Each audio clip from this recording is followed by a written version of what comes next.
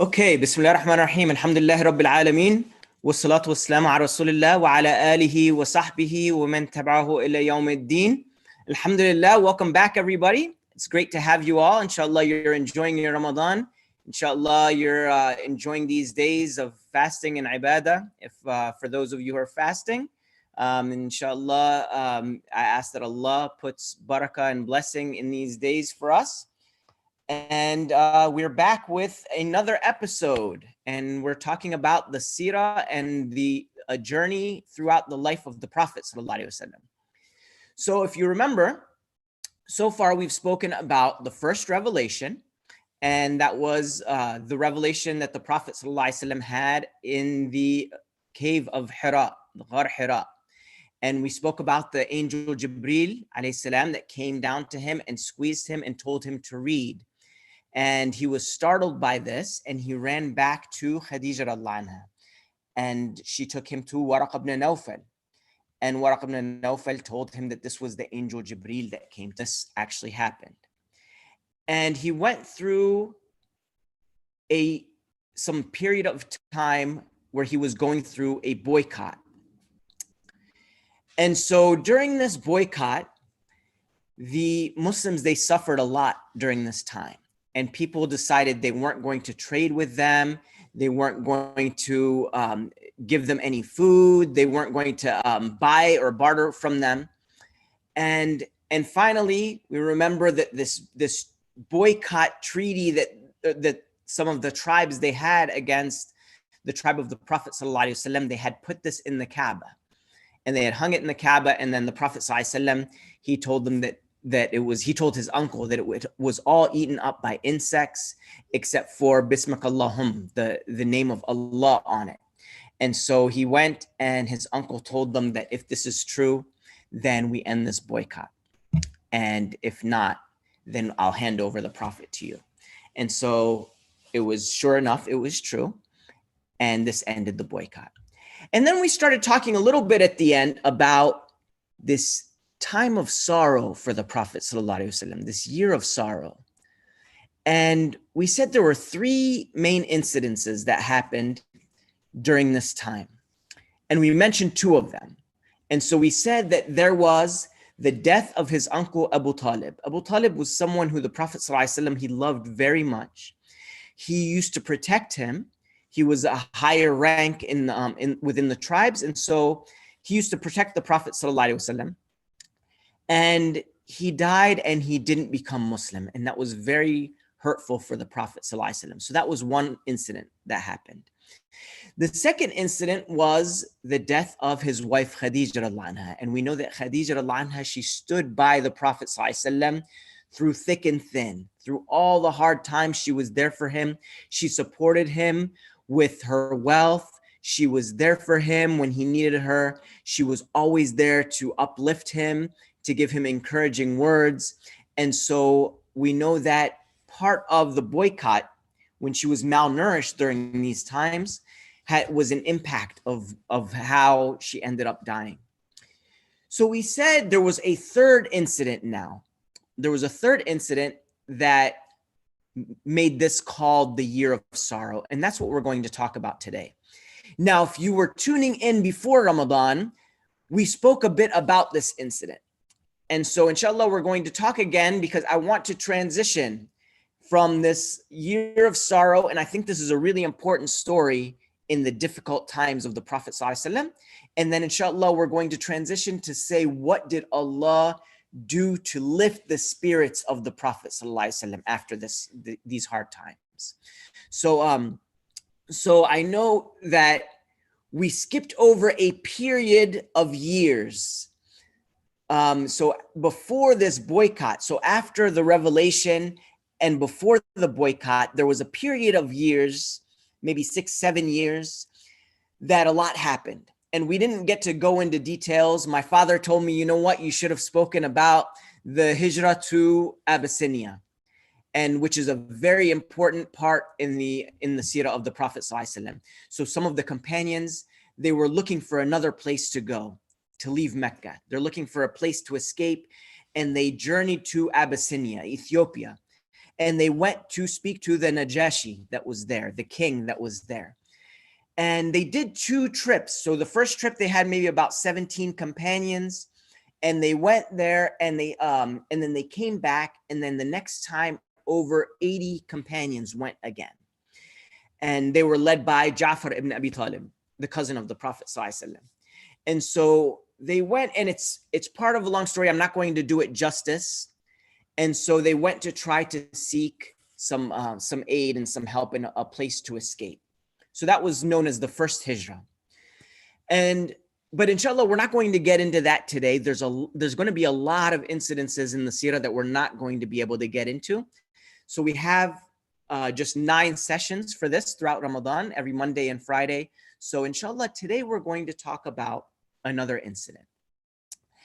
And we'll start by saying that Aisha radhiyallahu anha, one day she came to the Prophet sallallahu alaihi wasallam, and she said, Ya Rasulullah, what was the hardest day of your life?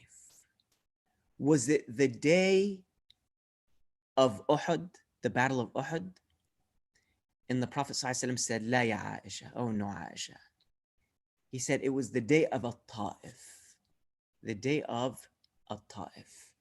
And we know that, so the Prophet ﷺ had just gone through this boycott, and he had just lost his uncle who didn't become Muslim. And he had just lost his wife Khadija radhiyallahu anha. And so he decided that he was going to look for a place to go to escape, or to get away from Mecca. Maybe there was another place that they could establish themselves. Maybe there's another place that they could spread Islam and teach others about Islam.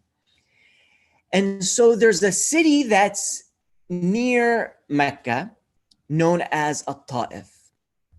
And so this was actually the first place that the Prophet ﷺ thought of. This was before they thought of going to Medina.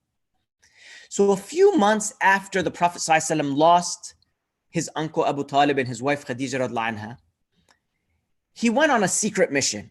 So he didn't announce this and didn't let people know. And him and Zayd ibn Haritha, who was his adopted son, who was, they started to leave secretly. And how do you leave secretly? You don't take your car with you. You don't take a caravan with you. You don't pack a lot of things. So the Prophet ﷺ, of course, he didn't have a car, but the Prophet ﷺ, he didn't take his camel or anything to ride, and they just kind of go for a stroll. Because now if you're going for a stroll, no one's going to question, where are you going? You're not packing bags of food. You're not packing things to take with you. You're just going for a stroll. So him and Zayd ibn Haritha went for a stroll one day, and they went on a journey. And they walked to a city known as At-Ta'if. And they got there after maybe a couple days, a day and a half or 2 days. And so they went to try to tell the people of At-Ta'if about Islam. And the leaders of At-Ta'if, there were 3 brothers. After their father had died, they had decided that the 3 of them would rule together. There was Abdi Alil, there was Mas'ud, and there was Habib, the 3 of them. And they all ruled together at the same time. And so the Prophet ﷺ went and told them all about Islam, and invited them to become Muslim.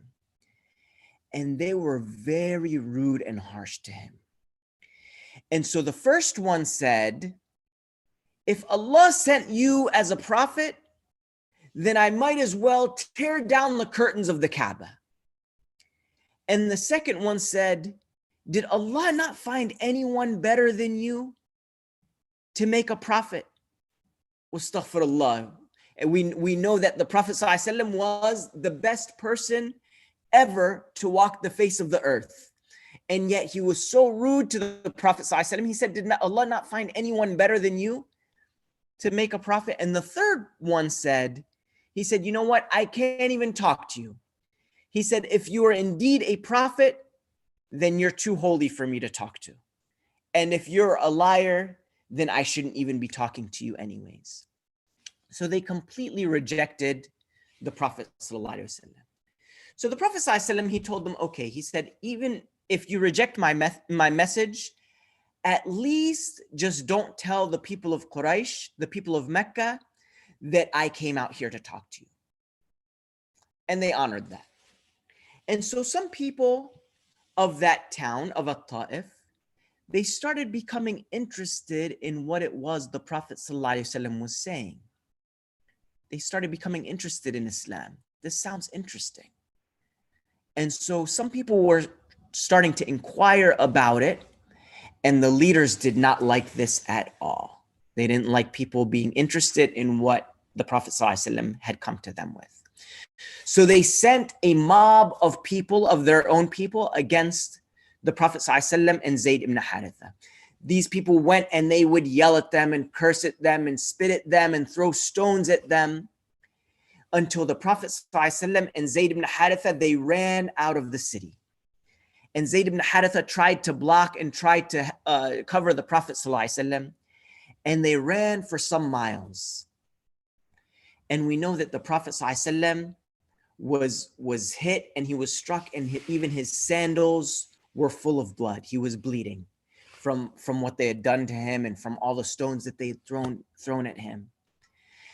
And finally, after all this running, trying to escape, and they're completely disoriented at this time. So now it says they don't even really know where they are.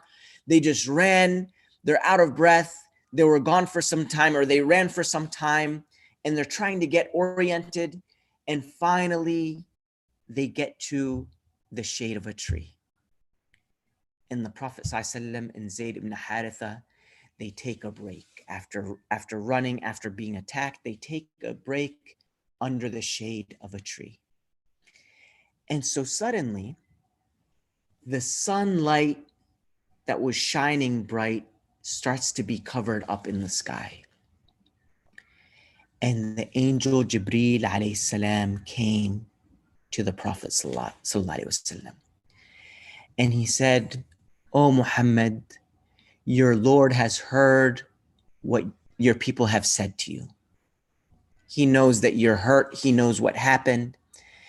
And Jibreel alayhi salam tells the Prophet sallallahu alaihi wasallam, "Allah has sent me the angel of the mountains. So he has sent me to send you the angel of the mountains so that you can do with him as you please." So the angel of the mountains, he gives salams to the Prophet ﷺ. And he says, "Ya Rasulullah, tell me whatever you want and I will do it.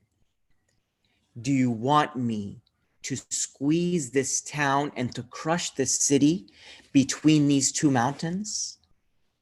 Did they hurt you so badly that you want me to just crush them between these two mountains?" Now imagine sometimes someone can really truly hurt you and really truly upset you, and now you're given this opportunity to have revenge against them. Now look at what they did to the Prophet ﷺ. They drove him out. They hurt him. They hurt him physically. They hurt him emotionally. And so he was so upset. And so now this angel is saying that you can get revenge and we can squeeze and we can crush this city between these mountains. So the Prophet ﷺ said, "No, I only hope that Allah would allow their children and their offspring to become Muslims and to accept Islam." SubhanAllah, he has this foresight, seeing beyond just the pain that he's feeling right at that moment. And then the Prophet ﷺ, he makes a beautiful dua. And he raises his hands and he says, "Oh Allah, to you I complain about my own weakness and my helplessness before people. You are the most merciful of all of those who show mercy. You are the Lord of those who are humble, and you are my Lord. Oh Allah, who are you leaving me to? Who can I turn to other than you? Who can I turn to other than you? I have no one else. Are you leaving me to somebody who is a stranger who's going to be harsh to me?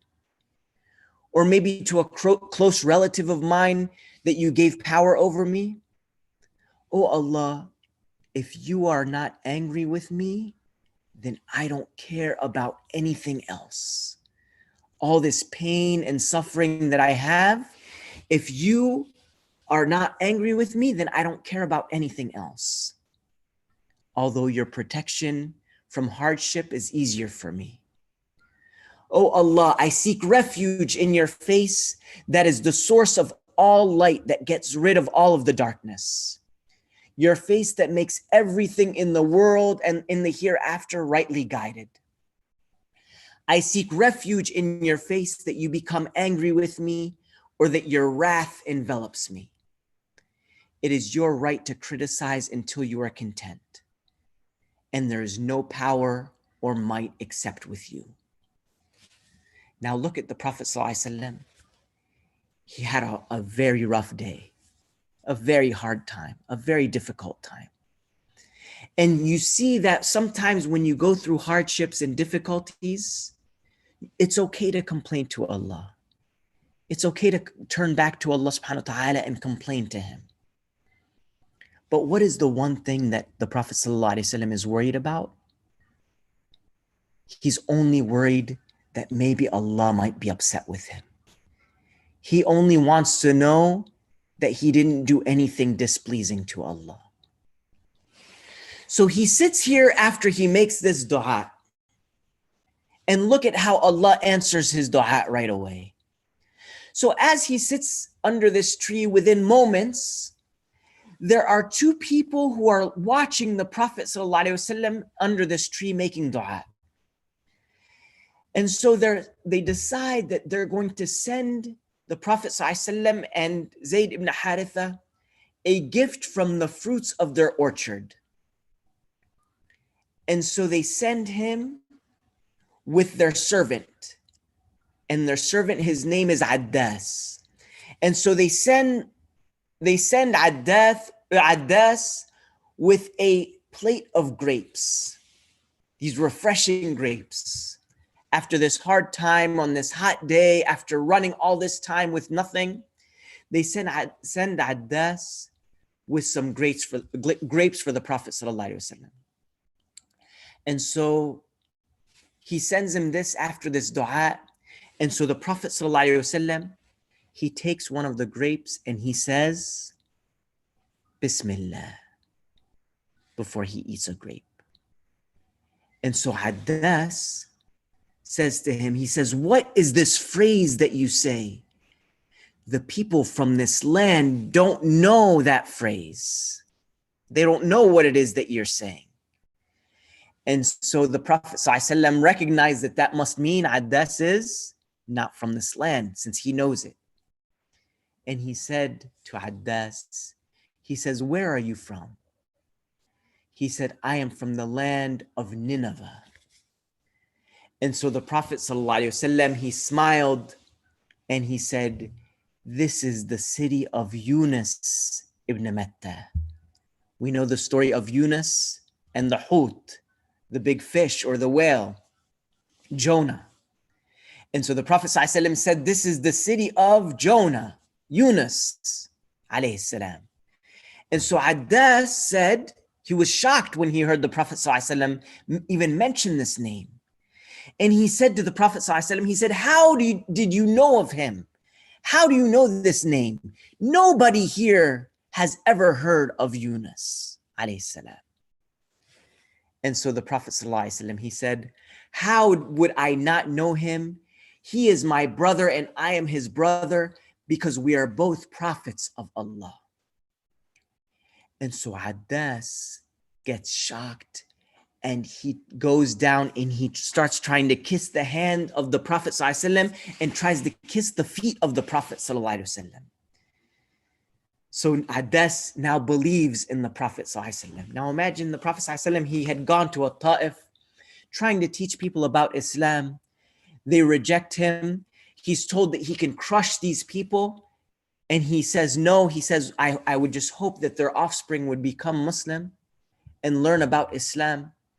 And so now he meets this person who believes in the Prophet ﷺ, and he's trying to go down and kiss his feet. And so that the two masters of Addas, they're shocked as to why they sent Addas to go and give grapes to this man or these two men. And now he's going and he's trying to kiss his feet. And so when Addas comes back, his two masters, they said, why are you kissing the hands and feet of this man? And so Addas says, there is no one on earth who is better than this man. He told me things that only a prophet of God would know. SubhanAllah. Look at how the Prophet ﷺ acted throughout this whole incident. So he did something that was very difficult. He went to a land where the people didn't know him. He got out of his comfort zone. He did something that was going to be very difficult and very tough. And when you look at it, it didn't seem like he succeeded. And it's okay to fail. It's okay to try something that's hard and difficult and to fail, and that's okay. And look at the patience that he had when he told the angels not to destroy this city. And now the city of Ta'if is a beautiful city where people all over this city worship Allah subhanahu wa ta'ala. And this is from the dua of the Prophet sallallahu alaihi wasallam. This is the incident of Ta'if. And inshallah, next time we talk, inshallah, on Monday, we will talk about what Allah subhanahu wa ta'ala did to uplift the Prophet sallallahu alaihi wasallam after these very difficult years this very difficult year of sorrow and the difficulties that the Prophet sallallahu alaihi wasallam went through. The Prophet sallallahu alaihi wasallam, he did something to lift the spirits of the Prophet sallallahu alaihi wasallam. And inshallah, on Monday, we will get into this incident. Inshallah, enjoy your iftar, and we will talk to you soon. وصلى الله على سيدنا محمد وعلى آله وصحبه وسلم والسلام عليكم ورحمة الله وبركاته.